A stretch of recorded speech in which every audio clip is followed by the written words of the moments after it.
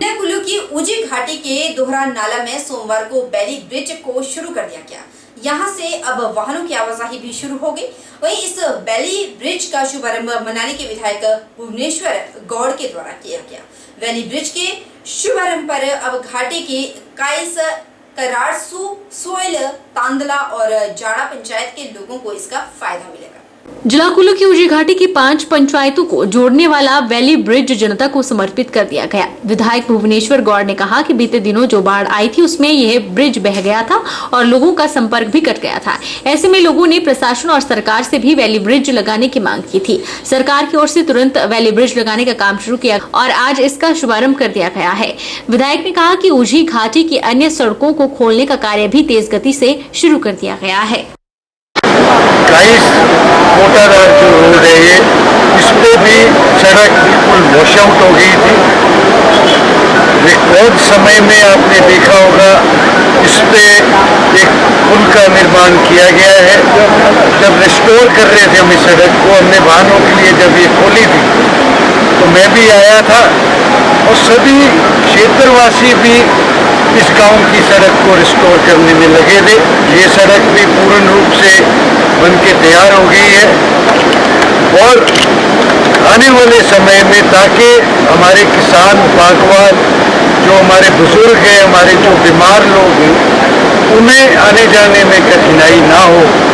जैसे कि आप जानते हैं कि पीछे जो भारी बारिश के नुकसान के चलते यहाँ पर जो हमारा पुल बह गया था, उससे हमारी जो फसल जो गोभी थी वो सड़ गई थी।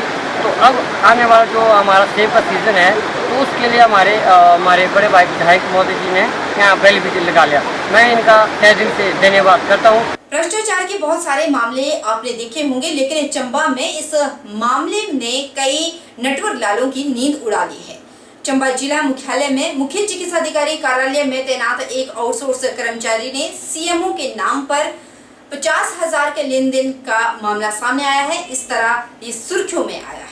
चंबा जिला मुख्यालय में मुख्य चिकित्सा अधिकारी कार्यालय में तैनात एक आउटसोर्स कर्मचारी ने सीएमओ के नाम पर 50,000 का लेन देन कर दिया। चंबा के नजदीक किसी सिटी स्कैन की अनुमति को लेकर बात चल रही थी। उससे बीच सिटी स्कैन की अनुमति देने के लिए मुख्य चिकित्सा अधिकारी चंबा के नाम पर उसी कार्यालय में लगे डाटा एंट्री ऑपरेटर ने सिटी स्कैन लगवाने वाले व्यक्ति से 50,000 ले लिए, जिसकी सूचना जैसे ही मुख्य चिकित्सा अधिकारी को मिली उन्होंने इसकी शिकायत विजिलेंस में कर दी। उधर विजिलेंस के अतिरिक्त जिला अधीक्षक अभिमन्यु वर्मा ने मामले की गहनता से छानबीन करने की बात कही। उन्होंने कहा कि डाटा एंट्री ऑपरेटर के खिलाफ भ्रष्टाचार की धारा 7 के तहत मामला दर्ज कर लिया है और आगामी कार्यवाही जारी है। जम्मू चंबा के द्वारा एक शिकायत पत्र थाना विजिलेंस चंबा में दिया गया था, जिसके अनुसार कनिका डायग्नोस्टिक सेंटर सरोल में उनके सेंटर में एक सिटी स्कैन मशीन लगनी थी, जिसके लिए औपचारिकताएं उन्होंने पूरी करने के बाद फाइल सीएमओ कार्यालय चंबा में भेजी थी, जो उसके बाद उनकी कार्यालय की औपचारिकता रह जाती है जो प्रोसेस में थी। लेकिन इसी बीच उनके ध्यानात कहीं से आया कि एक आउटसोर्स कर्मचारी हरीश सिंह जो उनके कार्यालय में लगा हुआ है, उसने 50,000 रुपये का लेन देन कनिका डायग्नोस्टिक सेंटर के कर्मचारी के माध्यम से प्राप्त किया है और ये सीएमओ के नाम पर प्राप्त किया है। और ये शिकायत पत्र जब सीएमओ चंबा ने इस कार्यालय में दी तो हमने इसको इसके फैक्ट चेक करते हुए और इसमें एक मुकदमा सेक्शन 7A 8 और 9 PC एक्ट के अंतर्गत दर्ज कर लिया है और इसमें अभी अन्वेषण जारी है। केंद्र सरकार की हर घर तिरंगा मुहिम के तहत इस बार स्वतंत्रता दिवस के उपलक्ष्य में पूरा देश देशभक्ति से ओतप्रोत दिखेगा। हर घर पर तिरंगा झंडा लहराते हुए नजर आएगा। डाक विभाग के माध्यम से घर घर तिरंगा पहुंचाया जाएगा। इसी को लेकर आज पूरे बिलासपुर शहर में डाक विभाग के अधिकारियों और कर्मचारी ने परिजनों के साथ प्रभात फेरी निकाली। बिलासपुर में डाक विभाग के माध्यम से घर घर तिरंगा पहुंचाया जाएगा। कोई भी व्यक्ति नजदीकी डाकघर से तिरंगा प्राप्त कर सकेगा। बैनर उठाए डाक विभाग के अधिकारी और कर्मचारियों ने परिजनों के साथ पूरे बिलासपुर शहर में प्रभात फेरी निकाली। इस दौरान लोगों को हर घर तिरंगा मुहिम के तहत जागरूक किया गया। हजारों की संख्या में तिरंगे डाक कार्यालय पहुंच गए हैं, जहां से आगे मेन ब्रांच और अन्य ब्रांच को वितरित किए जाएंगे। चरणबद्ध तरीके से तिरंगे स्लॉट में आ रहे हैं। पोस्टमैन अपने अपने क्षेत्रों में स्कूल और अन्य शिक्षण संस्थानों में जाकर इस मुहिम के बारे में जागरूक करेंगे, ताकि 15 अगस्त के दिन हर परिवार अपने घर की छत पर तिरंगा झंडा लगा सके। जिला कुल्लू में जुलाई माह के बाद आई आपदा के बाद भी अभी तक हालात सुधर नहीं पाए। बाढ़ और भूस्खलन के चलते अभी भी कई लोग अपने घरों से बाहर हैं और कई गांवों में अभी भी जमीन धंसी रही है। जिला कुल्लू के मणिकर्ण घाटी के बरशैनी पंचायत की बात करें तो यहाँ पर भी बरशैनी गांव में पार्वती नदी ने खूब तबाही मचाई, जिसके चलते अब पार्वती नदी के किनारे पर भूस्खलन हो रहा है। गांव को भी खतरा पैदा हो गया है। वहीं शिल्ला गांव में भी भूस्खलन जारी है, जिसके चलते कभी भी कोई बड़ा हादसा पेश आ सकता है। बरशैनी पंचायत के प्रधान रविंद्र कुमार ने बताया कि यहाँ पर भूस्खलन के खतरे के चलते लोग काफी सहमे हुए हैं। इसके अलावा मणिकर्ण से बरशैनी तक सड़क मार्ग पूरी तरह से क्षतिग्रस्त हुआ है।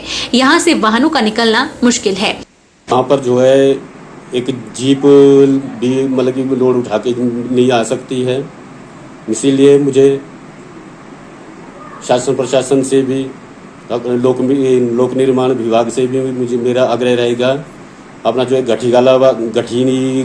गठीगढ़ बोलते हैं, वहाँ पर काफ़ी काम है यानी कि दंगे लगने हैं, वहाँ पर क्रेटर लगने हैं, कॉन्क्रीट होनी है। तो लोक निर्माण विभाग से मेरा आग्रह रहेगा कि सबसे पहले गठीगढ़ वाला पॉइंट का काम जल्द से जल्द शुरू किया जाए। शासन से सरकार से मेरी विनती रहेगी। और एक अपना बरशैनी से आगे बूचू नाम स्थान है, वहाँ पर भी कैसा लैंडस्लाइड हुआ है। तो इन 2 पैच को अगर जल्द से जल्द ठीक नहीं किया गया तो आने वाले हमारे अभी सेब के सीज़न है, सब्जियां तो होती है हमारे यहाँ, सब्जियां सेब का सीज़न को इनके बहुत बड़ा नुकसान हो सकता है इससे। इसलिए मेरा प्रशासन से भी सरकार से भी आग्रह रहेगा कि जल्द से जल्द ये 2-3 पैच जो बचे हुए हैं उनको जल्द से जल्द काम शुरू किया जाए। अभी 1 महीने के बाद तो अपना सेब सीज़न भी चालू होने वाला है। पंचायत के प्रधान रविंद्र कुमार ने बताया कि पार्वती घाटी के कई ऊंचे इलाकों में भेड़ पालक भी अपने भेड़ बकरियों के साथ फंस गए हैं, क्योंकि वापस आने के लिए नदी नालों पर जो पुल बने हुए थे वह सब बह गए हैं। हालांकि इसके लिए प्रशासन ने वन विभाग को कार्य करने के निर्देश तो जारी कर दिए हैं, लेकिन अभी तक निर्माण कार्य पूरा नहीं हो पाया है।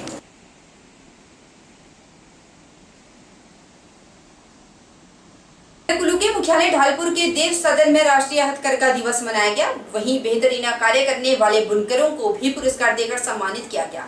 इस कार्यक्रम में एसडीएम कुल्लू विकास शुक्ला बतौर मुख्य अतिथि शामिल हुए। 2022 में बुनकर सेवा केंद्र की स्थापना पूर्ण कार्यालय के रूप में कुल्लू में हुई थी। इसका कार्यालय शमशी में स्थापित किया गया है, जिसमें हम लोग लगभग 10 लोग कार्यरत हैं। और भारत सरकार की जो भी योजनाएं हैं, जैसे कि हथकरघा संवर्धन सहायता योजना, वर्कशीट बनाने के लिए सहायता देना, जैसे कि है ना आपका प्रशिक्षण का है, उनका प्रधानमंत्री बुनकर बीमा योजना उनको देना, प्रधानमंत्री सड़क दुर्घटना योजना देना, उनको मुद्रा लोन उपलब्ध कराना, ऐसी बहुत सारी सुविधाएं हैं। विपणन की सुविधा है, ई-कॉमर्स पोर्टल पर सुविधा है, डिज़ाइंस की सुविधा है। हम लोग 4 महीने का प्रशिक्षण भी देते हैं, अपने केंद्र पर भी देते हैं।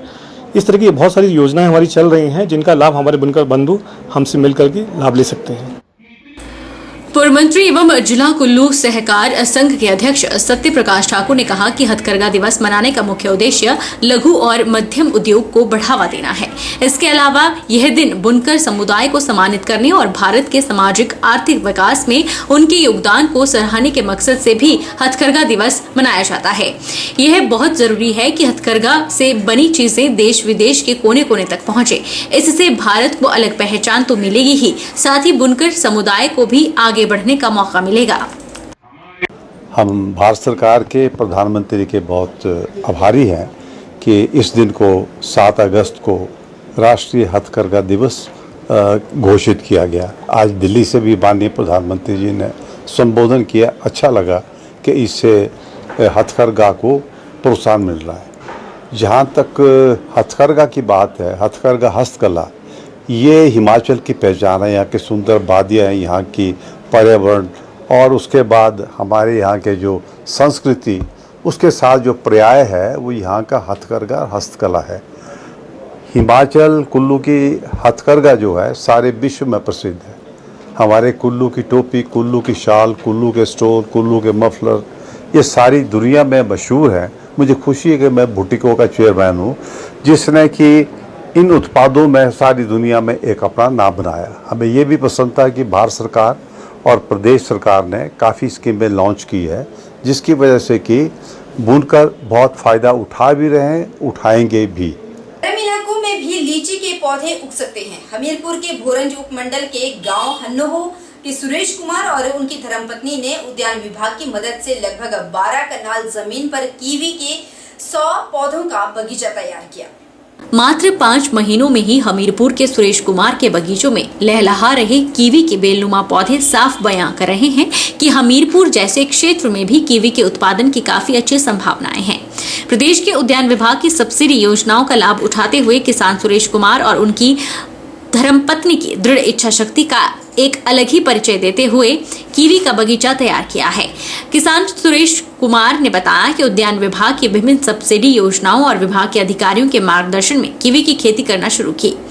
उद्यान विभाग ने टैंक निर्माण के लिए 70,000 रुपए की सब्सिडी के अलावा कीवी के पौधों के लिए भी अनुदान प्रदान किया। उन्होंने बताया कि आज खेतों में कीवी के 100 बेलनुमा पौधे लहलहा रहे हैं। अब आने वाले समय में इनमें फल लगने का इंतजार है। सुरेश कुमार का कहना है कि कीवी की पैदावार से किसान बागवान अच्छी आय अर्जित कर सकते हैं क्योंकि बाजार में यह फल बहुत ही ऊंचे दामों में बिकता है। छोटा सा काम शुरू किया है, इसमें जो है कीवी वगैरह के 100 पेड़ लगाए हैं, कुछ नींबू के लगाए हैं और कुछ पेड़ जो हैं वैसे अवोकाडो वगैरह लगाया हुआ है। तो ये चीज़ें मैंने लगा रखी हैं और अभी आगे सोच रहा हूँ आगे क्या क्या लगाना है। मैंने कोशिश तो है कि मैं और भी कुछ लगाऊंगा। अभी जहाँ से मैं पहले जॉब करता था वहाँ से मेरे को प्रेरणा मिली क्योंकि वहाँ पे भी कुछ पेड़ लगा रखे थे। तो वहाँ से प्रेरणा मिलने के बाद फिर मैं नौकरी के मतलब रिटायरमेंट होने के बाद मैंने फिर यहाँ पे काम शुरू किया। इसमें कुछ पेड़ मैंने कीवी के और 100 पेड़ कीवी के लगाए हैं और ब्लूबेरी भी लगा रहा हूँ। कुछ अभी सोच रहा हूँ ब्लूबेरी के भी लगाने हैं पेड़ और कुछ नींबू वगैरह लगा रखा है। अवोकाडो है, कुछ पेड़ पैसे लगा रखे हैं। मैं उद्यान विभाग में गया, उनसे भी मैंने प्रेरणा ली कि मैं ऐसे ऐसे में काम करना चाहता हूँ। तो उन्होंने भी मेरे को काफ़ी मदद करी।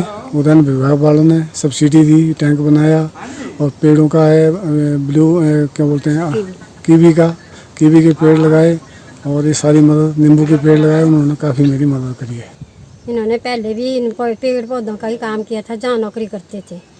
फिर हमने यहाँ ज़मीन लेके हमने खेत बनाए। खेतों के बाद हमने सोचा कि क्या लगाना है। फिर हम गए हॉर्टिकल्चर वालों के पास, तो उन्होंने हमें प्रेरणा दी कि आप बनाओ। फिर हमने पहले तो हमने खेत बनाए, फिर दूसरी बार हमने टैंक बनाया। टैंक बनाने के बाद हमने कीवी के पौधे लगाए 100। तो सरकार ने हमें सब्सिडी दी इसमें भी और टैंक में भी। उसके बाद हमने 100 पेड़ नींबू के लगाए, एवोकाडो लगाया और उसके बाद हमने बीच में और भी पौधे लगा रखे हैं। फसल उगा रखी है जैसे माँ, मंडल, ऐसे भी करेले, भिंडी ऐसी भी फसल उगा रखी है। यहाँ रुकेंगे छोटे से ब्रेक के लिए। ब्रेक उस पार जल्द लौटेंगे, पड़िए हमारे साथ।